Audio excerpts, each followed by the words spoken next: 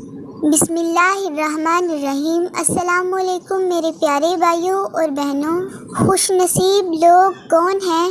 رسول اللہ صلی اللہ علیہ وآلہ وسلم نے ارشاد فرمایا، دو آدمیوں کی خوش نصیبی ایسی ہے کہ ان پر رشک کرنا جائز ہے۔ اول تو ایسا آدمی جس کو اللہ تعالیٰ نے بہت سارا مال دیا ہو اور وہ اس مال کو نیک کاموں میں اللہ کی رضا کے لیے خرچ کرتا ہو۔ دوسرا وہ آدمی جس کو اللہ تعالیٰ نے قرآن و حدیث کا علم عطا کیا ہو اور وہ اس علم کے مطابق فیصلہ کرتا ہو، لوگوں کو مسائل بتاتا ہو اور اپنا علم دوسروں تک پہنچاتا ہو۔ سبحان اللہ۔ میرے پیارے بھائیوں اور بہنوں، آپ سے گزارش ہے کہ میرے چینل کو سبسکرائب کر دیں، ویڈیو کو لائک اور شیئر کر دیں۔ اللہ تعالیٰ آپ کو بہترین جزا عطا فرمائے، آمین ثم آمین۔ دشمن سے حفاظت کی دعا۔ بسم اللہ الرحمن الرحیم۔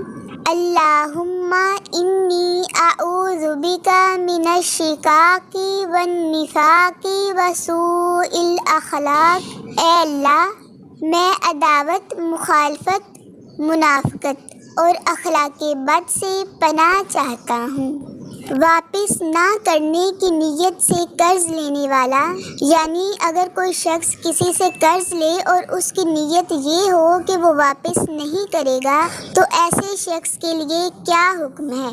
رسول اللہ صلی اللہ علیہ وآلہ وسلم نے ارشاد فرمایا، جو شخص قرض لے اور اس کا پختہ ارادہ ہو کہ قرض واپس نہیں کرے گا تو ایسا شخص اللہ تعالیٰ سے چور ہو کر ملے گا، یعنی میدان حشر میں اس کا شمار چوروں میں ہوگا۔ اللہ تعالیٰ ہم سب کو بچنے کی توفیق عطا فرمائے، آمین ثم آمین۔ اپنی مالی حالت دیکھ کر صدقہ کریں۔ حضرت جابر بن عبداللہ رضی اللہ عنہ فرماتے ہیں کہ ہم رسول اللہ صلی اللہ علیہ وآلہ وسلم کے پاس تھے کہ ایک آدمی انڈے کے برابر سونا لے کر آپ صلی اللہ علیہ وآلہ وسلم کی خدمت میں حاضر ہوا تو اس نے کہا، اے اللہ کے رسول، مجھے یہ سونے کی کان سے ملا ہے، آپ اسے بطور صدقہ قبول فرمائیں، اور اس کے علاوہ میرے پاس کوئی مال نہیں۔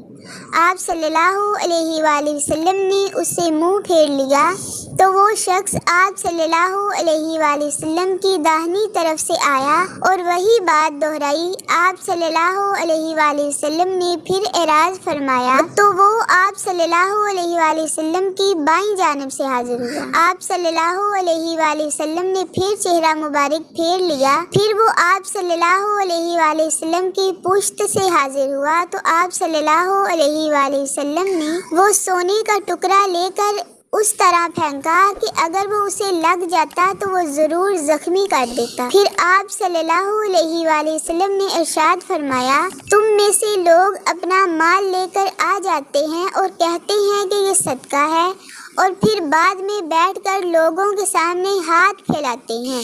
بہترین صدقہ وہ ہے جسے دینے والا بعد میں بھی مالدار رہے۔ سبحان اللہ۔ آخر پر میرے پیارے بھائیوں اور بہنوں، اگر تو آپ نے میرے چینل کو سبسکرائب نہیں کیا تو اپنی بہن کے چینل کو سبسکرائب کریں، ویڈیو کو لائک اور شیئر کریں۔ اللہ تعالیٰ آپ کو اپنی رحمتوں کے سائے میں رکھے، آمین ثم آمین۔ اللہ حافظ۔